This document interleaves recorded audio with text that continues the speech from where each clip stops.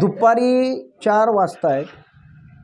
चहाची वेळ झालेली आहे. ग्रामीण भागामध्ये एका चहाच्या दुकानामध्ये आहे. काय नाव आहे तुमचं? रमेश खराडे. रमेश खराडे. बरं, लोकसभेला दिल्लीला कोणाला पाठवायचं? सध्या वातावरण आहे, लोकसभेचं वातावरण आहे. दिल्लीला कोणाला पाठवायचं खासदार म्हणून बीडचं? बजरंग बाप्पा सोनवणे. बजरंग बाप्पा सोनवणे. बरं, बजरंग बाप्पा सोनवणेच का? बजरंग बाप्पा सोनवणेच का? बदल करत असतो काही दिवसात, बदल काही काळात बदल हवाय. हां. माणिक कुठे. माणिक कुठे. कुठे? कुठलं गाव? हेच गाव. काय सांगता, कोणाला पसंती आहे? जरांगे पाटील. जरांगे पाटील. सवाल गेलेला, त्यांना शपथ व्हायलेली, त्याच्या पाठीमागे त्यांना कोण काय शपथ व्हायली? त्यांना जिजामाईची शपथ व्हायलेली की मी कशाबद्दल? नाही की हे आरक्षण देईन म्हणून. सध्या मी असा प्रश्न विचारला आहे, बीड लोकसभा चालू आहे, खासदारकी. मग आपला खासदार म्हणून, आपला एक खासदार म्हणून दिल्लीला कोणाला पाठवायचे? बीडचा खासदार म्हणून तुमची पसंती कोणाला? ते कोणला तरी नाव ठेवते ना, आम्हाला म्हणते ना असं करा म्हणून. पसंती हॉटेलमध्ये उभा आहे. काय नाव आहे? इंगोले सखाराम. इंगोले सखाराम. गाव कुठलं? टोकेवाडी प्रॉपर. बरं, एकीकडे जसं उन्हाचा पारा वाढतोय तसं या लोकसभेच्या प्रचाराचाही पारा वाढतोय. संपूर्ण जे लोकसभेचे उमेदवार आहेत त्या तिघाडी, त्यांनी पण आपले नामनिर्देशन फॉर्म या ठिकाणी भरलेले आहेत. आपल्याला दिल्लीला कोणाला पाठवायचं आहे? एक चांगला खासदार, एक विकास तो खासदार करेल म्हणून दिल्लीला कोणाला पाठवायचे? आपली पसंती कोणाला?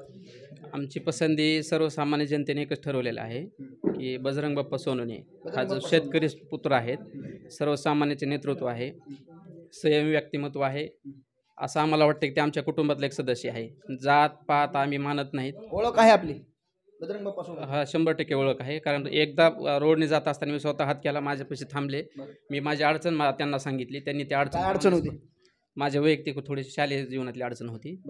मग त्याच्यामुळं. पण दुसरी गोष्ट अशी आहे सर याच्यामध्ये की बजरंग बाप्पा हे करण्याचं, आता आम्ही स्वर्गीय मुंडे साहेबांना मानणारे, म्हणजे आमचं हृदयामध्ये त्यांचं स्थान आहे. पण त्यांच्या पुण्याईवरती आता जे काय पंकजा मुंडे मतदान मागतायत, पण राजकारणामध्ये कालची पुण्याई आज कामाला येत नसती. स्वतःचं कर्तृत्व सुद्धा सिद्ध करावं लागतं, हे सुद्धा तितकंच खरं आहे.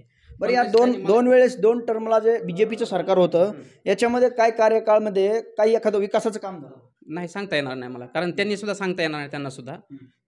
हां, स्वर्गीय मुंडे साहेब जे होते राजकारण करतात, भावनिकनं राजकारण करतात. यांच्या प्रयत्नातून रेल्वेवाली नाही असं म्हणणं नाही, केंद्रीय स्तरावरती आता नितीन गडकरी असतील किंवा केंद्रीय नरेंद्र मोदीच्या माध्यमातून हा निधी जो आलेला होता, त्या माध्यमातून रेल्वेचं काम झालं. पण त्याचं श्रेय ताईंना का द्यायचं आपण बीड जिल्हा स्तरावरती?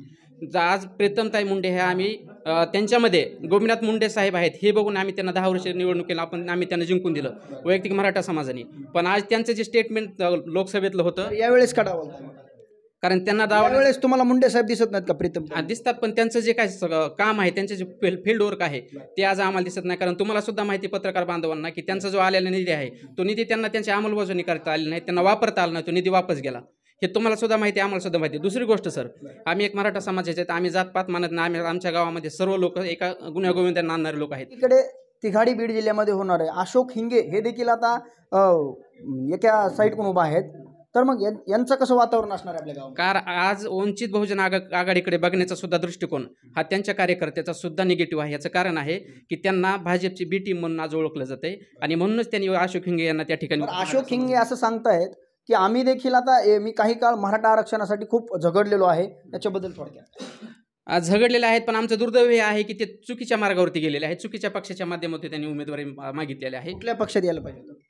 त्यांनी सरळ सपोर्ट करायला पाहिजे त्यात. कारण आज बरेच लोक असे आहेत की जे पक्ष, एक धर्म, जात हे बाजूला करून आज एका विचारामध्ये आलेले आहेत. पण अशोक हिंगे जे आहेत त्यांनी चुकीच्या मार्गाने दुसऱ्या पक्षामध्ये जाऊन त्यांनी उमेदवारी घेतली. त्यांनी स्पष्टपणे या ठिकाणी बजरंग बाप्पाला सपोर्ट करून एका वेळेस तरी थोडं परिवर्तन. आता सांगितलं सर, लोकशाहीमध्ये जितका सत्तेतला पक्ष मजबूत पाहिजे तितकाच विरोधी पक्ष आता सुद्धा मजबूत पाहिजे, तर लोकशाही टिकते. सर मला एक प्रश्नाचं उत्तर द्या.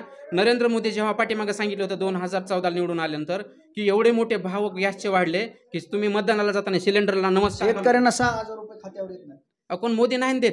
आमचा टॅक्स त्याच्यामध्ये देतो, आम्ही स्वतःच्या खिशातून टॅक्स भरतो ना आम्ही.